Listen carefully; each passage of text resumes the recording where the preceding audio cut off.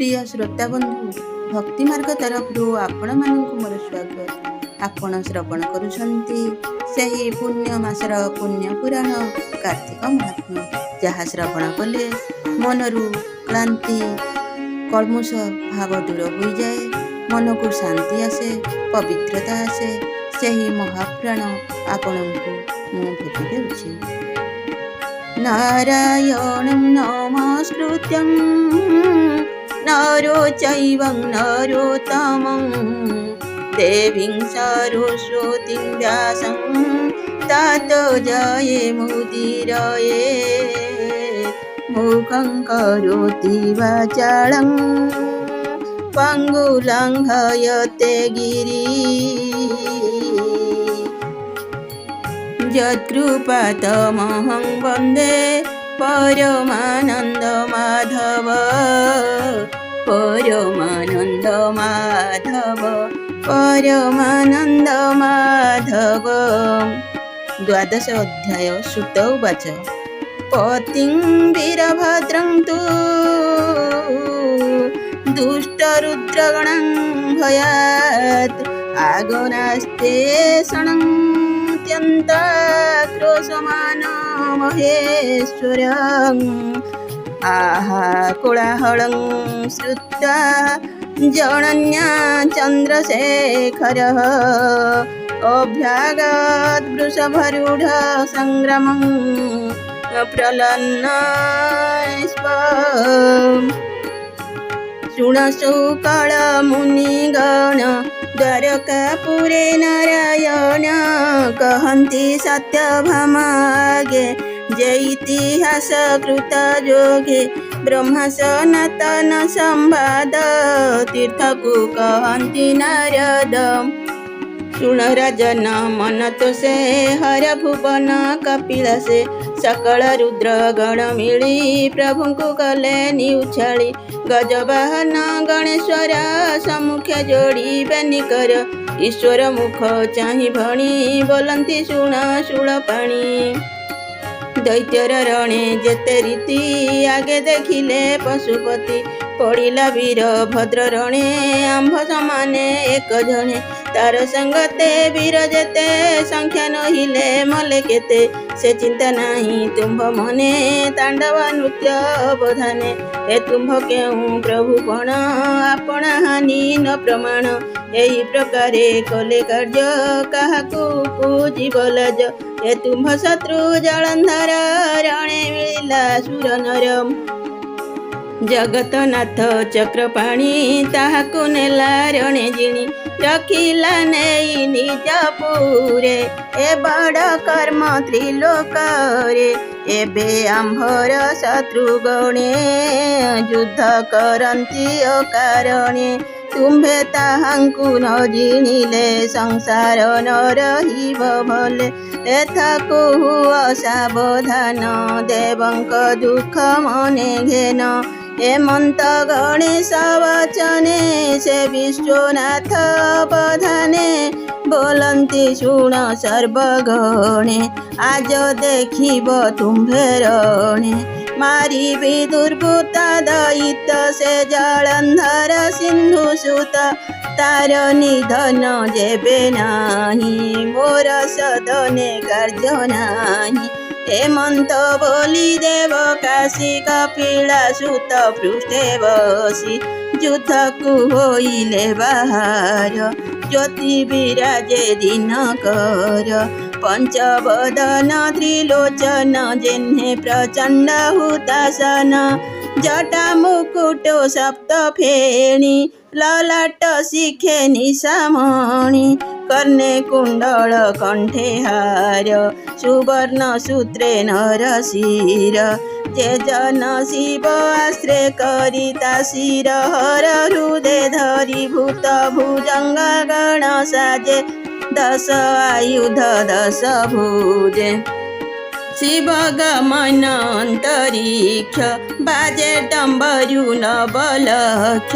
ता देखि रुद्रगण धाई प्रलय अग्नि प्राय होई सिंहा उपंग शंख ध्वनि शबदे पुरिला मेदिनी। शुणी असुर बल कम्पे शबद सिंह प्राय झाम्पे वन पशुଙ୍କ प्राय होई दैत्यको बुद्धि नदिशई मन्त्री विहीने चिन्ता कूले बासुथिला जे दैत्य बळे हेमन्त काळे शिव गणे प्रवेश हेले रणस्थाने शिवଙ୍କୁ देखि जलन्धर भये कम्पई थरहर कार्तिक व्रती देखि पाप जेने हुई हृत कम्प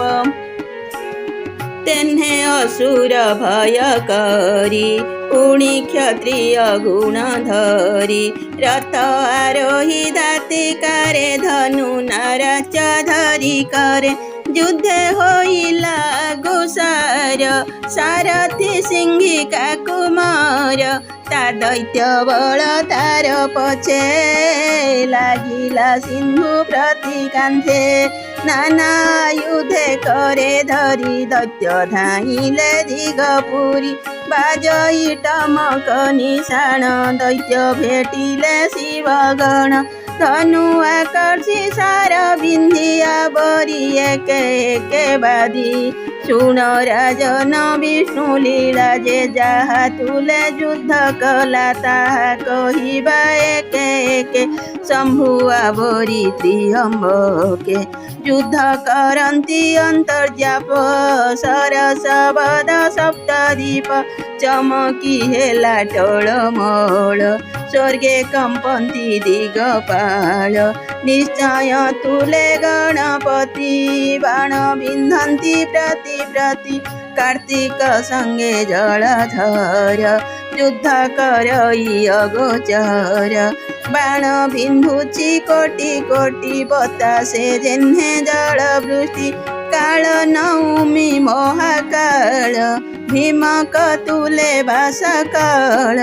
ए चारि क्षत्रि माल युद्धे पड़ी गड़न्ति रण मध्ये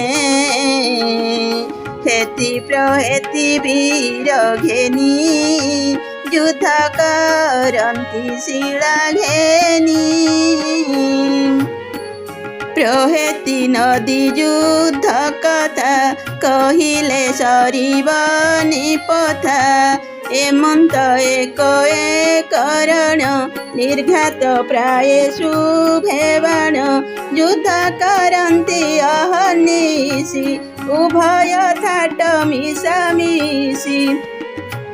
रणे पड़िले अनुक्षणे चक्र कुठार तीक्ष्ण बाणे शस्त्र विघाते शिर छिड़ी किंशुक पुष्प प्राय झड़ी कबंध कोटि कोटि नाचे मोड़ा पड़न्ति अति घंचे रथे मातंग गिरिबाजी नित्य पड़न्ति रणे गर्जी धरणी दिशे रंगवर्ण शिरे पीड़ित महाशून्य रणे ईश्वर कोपमूर्ति जुगान्त काले जेन्हे ज्योति सेही स्वरूप त्रिपुरारी रखे असुर बल मारी शूल प्रहारे बंभु सथ भांगी होइला खंड सत हेति प्रहेति वीर घेनी युद्ध करन्ति शिला घेनी प्रहेति नदी युद्ध कथा कहिले न सरिब पोथा हेमन्ते एक रण निघात प्राय शुभेवाण युद्ध करन्ति अहर्निशि उभय थाट मिशामिशि रणे पड़िले अनुक्षणे चक्र कुठार तीक्ष्ण बाणे शस्त्र विघाते शिर छिड़ी किंशुक पुष्प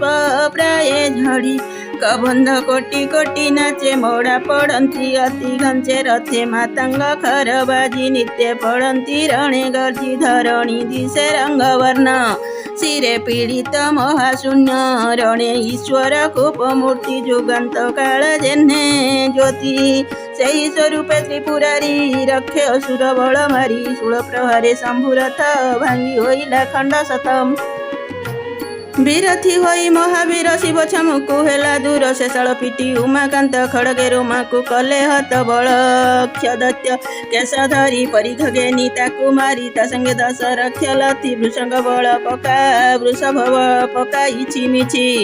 ଆୟୁତେ ଅଶ୍ୱକୋଟି ମହତା ପଦାପି ନ କଲା ଗଣିତା ଅସୁର ନାମେ ମହାବଳୀ ତାକୁ ବଦନ ଠେସି ତୋଳି ପକାଇ ଦେଲା ଅନ୍ତରାଳେ ସିଂହ ପାତିଲା ନେଇ ତଳେ ପଡ଼ି ଅସୁର ରୂପ ଫୁଟି